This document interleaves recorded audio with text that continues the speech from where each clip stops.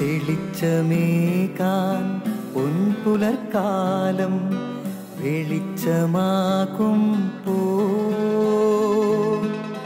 നുറുങ്ങുവെട്ടം പക്ഷിപരാഗം തെളിച്ചു കാട്ടും വരുന്നു ദൈവം മനസ്സിനുള്ളിൽ തിളക്കമേകിടാൻ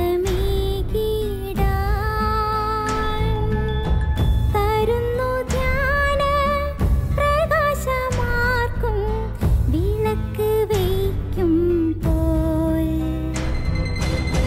നുറുങ്ങുവെട്ടം ഇറങ്ങിടട്ടെ ഹൃദന്തമെല്ലാം യുഗപ്രകാശത്താൽ മറഞ്ഞിടട്ടെ മനാന്ധകാരം യുഗപ്രസാദത്താൽ നുറുങ്ങുവെട്ടം.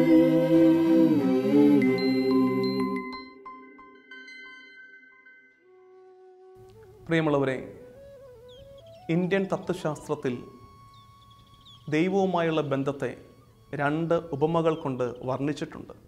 ആദ്യത്തേത് മർക്കടന്യായ. മർക്കടന്യായ എന്ന് പറഞ്ഞാൽ ആരാണ് മർക്കടൻ? കുരങ്ങ്. അമ്മ കുരങ്ങിൻ്റെ ശരീരത്തിലേക്ക് കുഞ്ഞിക്കുരങ്ങ് എങ്ങനെ അള്ളിപ്പിടിച്ചിരിക്കുന്നു, അതുപോലെ നമ്മൾ ആദ്യഘട്ടത്തിൽ ദൈവത്തോട് ഇങ്ങനെ ചേർന്നിരിക്കണം. അപ്പോൾ അമ്മ കുരങ്ങ് ഒരു മരത്തിൽ നിന്ന് അടുത്ത മരത്തിലേക്ക് ചാടി ചാടി പോകും. നമ്മളെന്താ ചെയ്യേണ്ടത്? നമ്മൾ ഈ അമ്മ കുരങ്ങിൻ്റെ ശരീരത്തിലേക്ക് ഇങ്ങനെ സ്ട്രെയിൻ എടുത്ത് അള്ളിപ്പിടിച്ചിരിക്കണം. ഇതാണ് ആത്മീയതയുടെ ആദ്യത്തെ ഘട്ടം. എന്താണ് ഇതിൻ്റെ പേര്? മർക്കട ന്യായ. രണ്ടാമത്തെ ഘട്ടമുണ്ട്, മാർജാര ന്യായ. ആരാണ് മാർജാരൻ? പൂച്ച. അമ്മ പൂച്ച കുഞ്ഞിപ്പൂച്ചയെ എടുത്തുകൊണ്ട് പോകുന്ന എങ്ങനെ കണ്ടിട്ടുണ്ടോ? കുഞ്ഞിപ്പൂച്ച ഒന്നും ചെയ്യണ്ട, ചുമ്മാ അങ്ങ് കിടന്ന് കൊടുത്താൽ മതി. അമ്മപ്പൂച്ച ഈ കുഞ്ഞിപ്പൂച്ചയെ ഇങ്ങനെ കമ്മി എടുത്തുകൊണ്ട് പൊക്കോളൂ. അത് ആത്മീയതയുടെ 2ാം പടിയാണ്.